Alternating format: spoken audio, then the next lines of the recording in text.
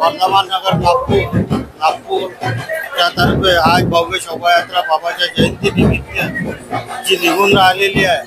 बाबाच्या गौरवशाली रैलीचा आवाज असा आहे की जे सेवक आमच्या या परमात्मा मार्गामध्ये आम्ही जे जुळलो ते व्यसनमुक्ती, भूतबाधा, अंधश्रद्धा आणि भ्रूण हत्या असे खूप काही अत्याचार जे होत होते या मार्गात जुळून या अत्याचारापासून आम्ही वाचलो. म्हणून आज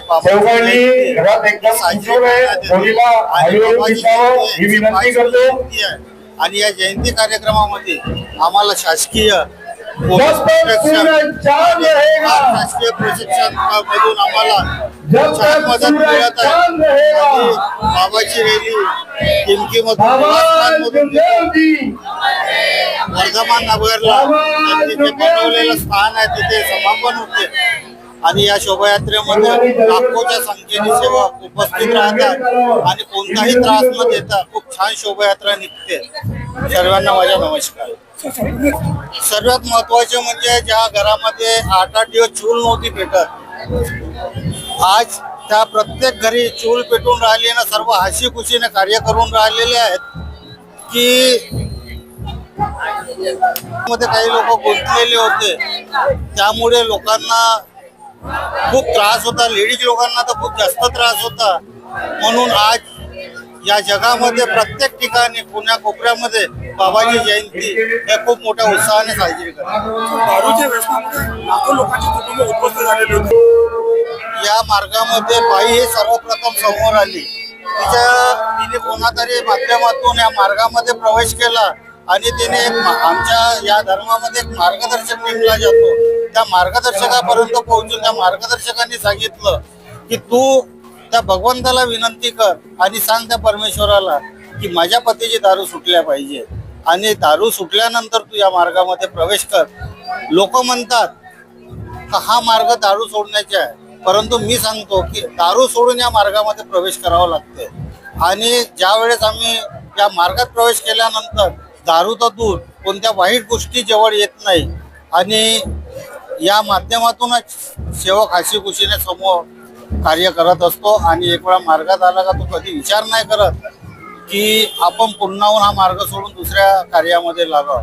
कारण का या मार्गामध्ये सर्व 33 कोटी देव पूजूनच आलेले आहेत आणि या एखादा भगवंताची प्राप्ती आम्हा सर्वांना झाली. त्यामुळे बाबा जुमदेवीचा आम्ही नेहमी जयकार करतो. लाखोंच्या संख्येने इथे भक्तगण आलेले आहेत. कशी व्यवस्था केली पाहिजे या सेवकांची? जे छत्तीसगड, मध्य प्रदेश, UP, MP, गुजरात, सुरत या कोण्या कोपऱ्यातून भरपूर सेवक आलेले आहे आणि त्यांची व्यवस्था नागपूरकरातील सेवक हे खूप छान पद्धतीने कुठे प्रसाद वितरण, महाप्रसादाच्या माध्यमातून ज्यूस, दूध, छाछ प्रत्येक ठिकाणी असे स्टॉल लागले आहेत की प्रत्येकांना समाधान मिळेल. आणि भवनामध्ये जी व्यवस्था केलेली आहे, लाखो लोकांची बसण्याची, पाण्याची, खाण्याची परिपूर्ण व्यवस्था केलेली आहे मंडळातर्फे. आणि हा नवनिर्वाचित जो मंडळ निवडून आलेला आहे, हा सेवक कुठेच कमी पडला नाही पाहिजे, सेवकांच्या गरजा कुठेच कमी नाही राहिल्या पाहिजे, हा पुरेपूर प्रयत्न करत आहे. नक्कीच ज्याप्रमाणे आज मानव धर्माचे सेवक मोठ्या प्रमाणात वाढत आहे आणि हे वर्षानुवर्ष परंपरागतीनुसार 3 एप्रिल बाबा महानतेजी बाबा जुमदेवजीचा जन्मोत्सव या टिमकी इथून सुरू होऊन वर्धमान नगरपर्यंत जी शोभायात्रा निघते, त्या यात्रेमध्ये हजारो लाखो परमात्म्याच्या जिल्ह्यातून नाही तर राज्यातून, देशातून लोक याच्यामध्ये सम्मिलित होतात आणि हा उत्साह दिवसेंदिवस वाढत आहे. कारण या समाजाला व्यसनमुक्त करणं, अंधेपासून दूर करणं म्हणजे बाबाचा मुख्य उद्देश होता. त्या उद्देशाला घेऊन आमचे मंडळाचे अध्यक्ष सन्माननीय गायधने साहेब व त्यांची पूर्ण टीम सोबत घेऊन चालत आहे. आणि ह्या मानव धर्माला जेवढा प्रचार प्रसार होईल तेवढा करण्याचा प्रयत्न करत आहे.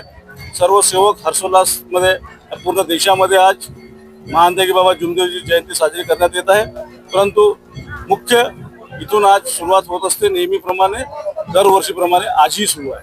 तर ज्या प्रकारे बाबा जोंधळेजीची प्रचिती वाढत आहे सर, देशभरात जे आहेत त्यांचे सेवक वाढत आहेत, नागपूर शहरात काहीतरी व्यवस्था एक मोठी झाली पाहिजे या संदर्भात काहीतरी पाऊल आपण नक्कीच आम्ही मौद्या पावरदवना आश्रम मध्ये मोठ्या प्रमाणात व्यवस्था, कारण की शहरामध्ये जागा कमी असल्यामुळे तिथं परंतु आमची जी परंपरा आहे इथून आमची दरवर्षीप्रमाणे शोभायात्रा निघते, ते परंपराचे पालन करून दरवर्षीप्रमाणे इथं चालू आहे.